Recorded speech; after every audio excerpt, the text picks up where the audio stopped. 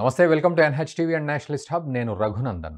అల్లు అర్జున్ హీరోగా నటించిన Pushpa 2 cinema release రోజున సంధ్యా థియేటర్లో, హైదరాబాద్లోని ఆర్టీసీ క్రాస్ రోడ్లోని సంధ్యా థియేటర్లో తొక్కిసలాట జరిగింది. ఆ తొక్కిసలాటలో ఒక తల్లి మరణించింది, బిడ్డ పరిస్థితి కూడా విషమంగా మారింది అదే రోజు. అలాంటి సిచ్యువేషన్స్ ప్రజలందరూ కూడా చూశారు. నిజానికి అల్లు అర్జున్ అక్కడికి వచ్చిన తర్వాతే ఈ రసాబసా జరిగింది, ఆ తొక్కిసలాట జరిగింది.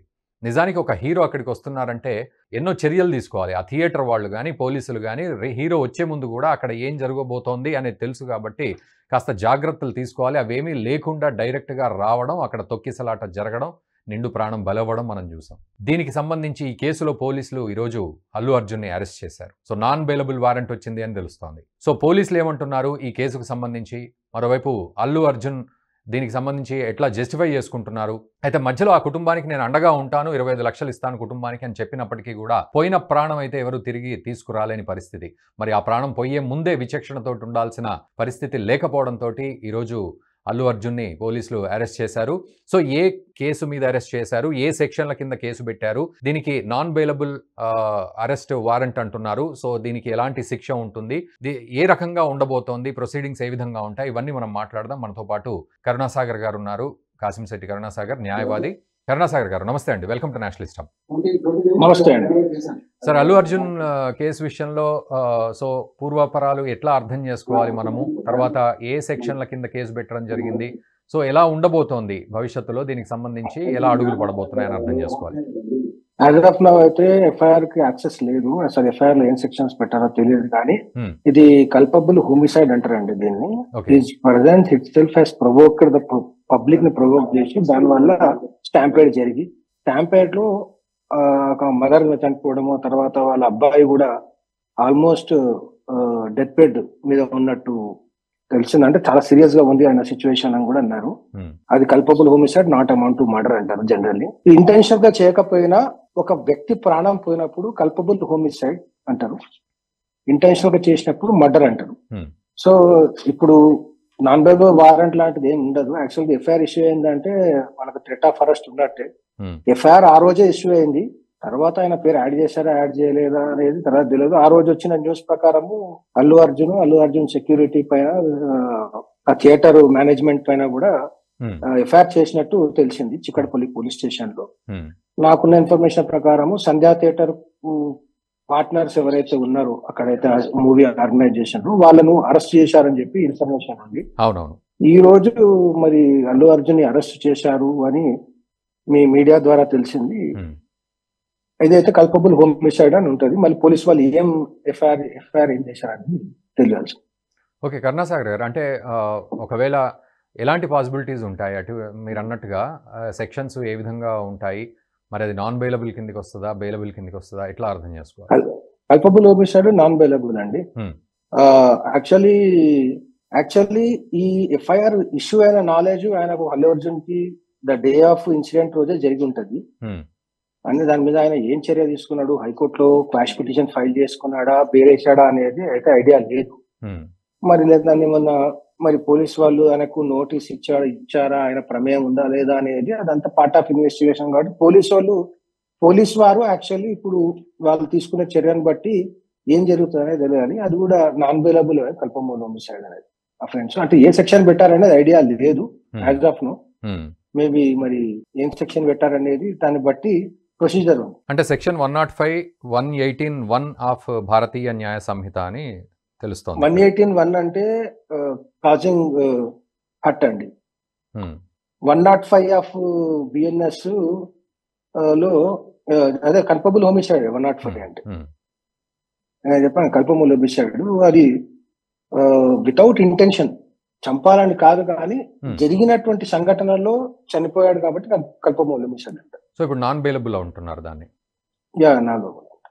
సో ఒకవేళ నాన్ బెయిలబుల్ అయితే అది శిక్ష పడే పరిస్థితి ఉంటుందా, లేకపోతే అంటే ఫస్ట్ అయితే అరెస్ట్, ఇది వెరీ ఇనిషియల్ స్టేజ్ లో ఉంది కాబట్టి అరెస్ట్ చేసి కోర్టు ముందు ప్రొడ్యూస్ చేసి ఆయన మీద రిమాండ్ రిపోర్ట్ కోర్టులో ప్రొడ్యూస్ చేస్తారు. ఆయన తరఫు అడ్వకేట్స్ వాదించి ఆయనకు ఆ రోజు బెయిల్ వస్తుందా, నెక్స్ట్ బెయిల్ వస్తుందా అనేది కోర్టు ఇచ్చే ఆర్డర్స్ పైన ఉంటుంది. ఓకే.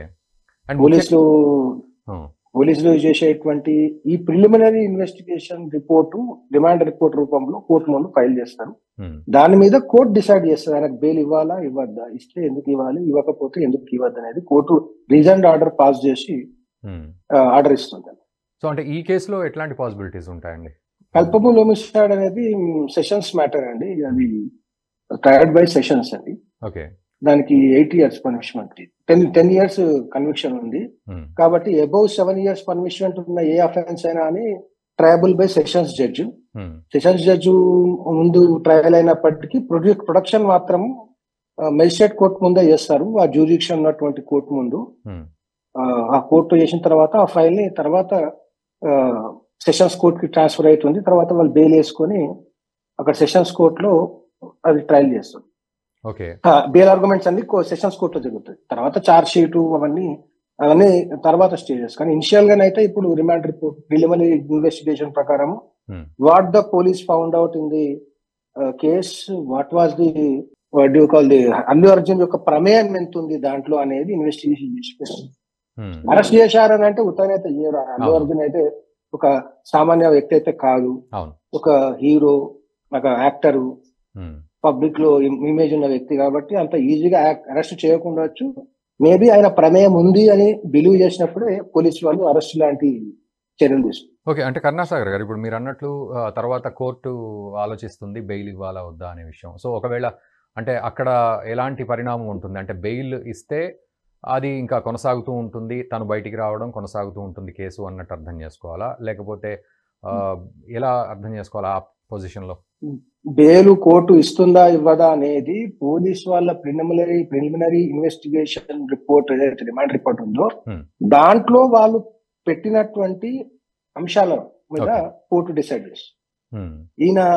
ఈయన ప్రజెన్సే ఉంది కానీ ఈయన ప్రొవోక్ చేయలేదు, ఈయన ఇంటెన్షన్ లేదు, కేవలం మూవీని చూడడానికి వచ్చాడు, వచ్చినందువల్ల అక్కడ పబ్లిక్ ఒక్కసారి అప్రైజ్ అయ్యేసి అక్కడ కమోషన్ క్రియేట్ అయ్యి స్టాంపేడ్ అయ్యింది అంటే is also part of offence. ఆయన రాకపోయి ఉంటే స్టాంపేడ్ కాకపోయి ఉండే అన్నట్టు చూపించారా, లేకపోతే ఏం చూపించారనేది ఆ ప్రిలిమినరీ ఇన్వెస్టిగేషన్ రిపోర్ట్ అయితే రిమాండ్ రిపోర్ట్ ఉంటుందో దాంట్లో వాళ్ళు మెన్షన్ చేసినటువంటి గ్రౌండ్స్ ని బట్టి బెయిల్ ఇవ్వడం ఇవ్వకపోవడం అనేది డిసైడ్. ఓకే, కరుణాసాగర్ గారు మీరు అన్నట్లుగా ఆ జరిగిన రోజే కంప్లైంట్ వెళ్ళడం జరిగింది, అదంతా కూడా ముందుకు వెళ్ళింది. ఆ 2-3 రోజుల తర్వాత అల్లు అర్జున్ అప్పుడు రియాక్ట్ అయ్యి నేను 25 లక్షలు ఇస్తాను, ఒక కుటుంబాన్ని ఆదుకుంటాను అన్నట్టుగా మాట్లాడారు. బట్ అప్పటికి జరగాల్సిన లీగల్ ప్రక్రియ, చట్టపరంగా జరగాల్సిన అదంతా జరుగుతూ ఉంది. అయితే ఇప్పుడు ఫ్యామిలీ పర్సన్స్ అంటే ఎవరైతే బాధితులు ఉన్నారో సో వాళ్ళ పాత్ర ఎంతవరకు ఉంటుంది? అంటే వాళ్ళు కఠినంగా ముందుకెళ్లే పరిస్థితి ఉంటుందా, లేకపోతే కాంప్రమైజ్ అయ్యే సిచ్యువేషన్స్ ఉంటాయి? ఎట్లా ఉంటాయి ఇట్లాంటి కేసుల్లో? కల్పబుల్ హోమిసైడ్ అండి ఇది. కాంప్రమైజ్ అని అంటే ఆయన ఏదైతే కాంపెన్సేషన్ ప్రకటించిండో అది చనిపోయినందుకు ప్రకటించాడు. చనిపోయిన యాక్ట్ ఆఫ్ డెత్ ఉంది కదా, చనిపోవడం జరిగింది కదా, ఆ చనిపోవడం ఎందువల్ల జరిగింది అంటే దాంట్లో ప్రమేయం ఉంది కాబట్టి చనిపోవడం జరిగింది కదా, అది క్రిమినల్ వేరు. మళ్ళీ ఈ కాంపెన్సేషన్ అనేది అవుట్ ఆఫ్ క్రిమినల్ జ్యూరిడిక్షన్ అది. ఆయన ఇష్ట ప్రకారం ఇచ్చాడు అంతే, ఎవరు డిమాండ్ చేయలేదు, ఆయన ఇవ్వాలని ఏం లేదు. ఆయన సొంత ఆయన ఇష్ట ప్రకారము ఆ కంపెన్సేషన్ ఇవ్వాలనుకున్నాడు కాబట్టి ఇచ్చాడు, లేకపోతే నోబడీ డిమాండెడ్ చట్ట ప్రకారం ఆయన ఇవ్వాలనుకుంటే ఇక్కడ లేదు. ఒకవేళ దాన్ని చేయాలనుకున్నా గానీ అది కోర్టులో వేసి అదంతా పెద్ద ప్రొసీజర్ ఉంటుంది. ఆయన ఇచ్చేసాడు, దట్ ఈస్ డిఫరెంట్ థింగ్. దాని వల్ల కేసు ఉండాలా ఉండద్దు అనేది ఉండదు. ఈ కేసే, కంపెన్సేషన్ సపరేట్ ఉంటుంది.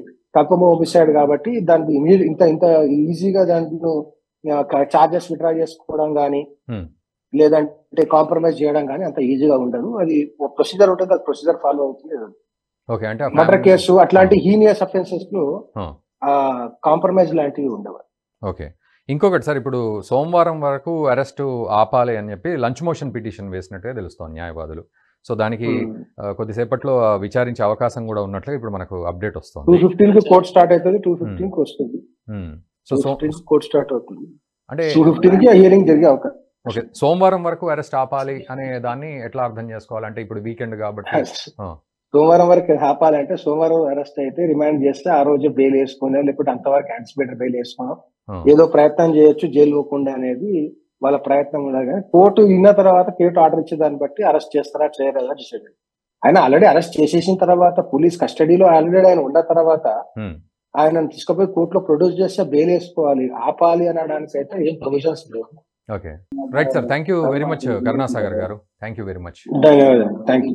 యా, సో అదండి పరిస్థితి. మొత్తానికి తన అరెస్టును ఆపాలి అని చెప్పి, సోమవారం వరకు ఆపాలని చెప్పి లంచ్ మోషన్ పిటిషన్ వేసినట్లుగా ప్రస్తుతం లేటెస్ట్ అప్డేట్ అయితే అందుతోంది మనం ఈ వీడియో చేసే సమయానికి.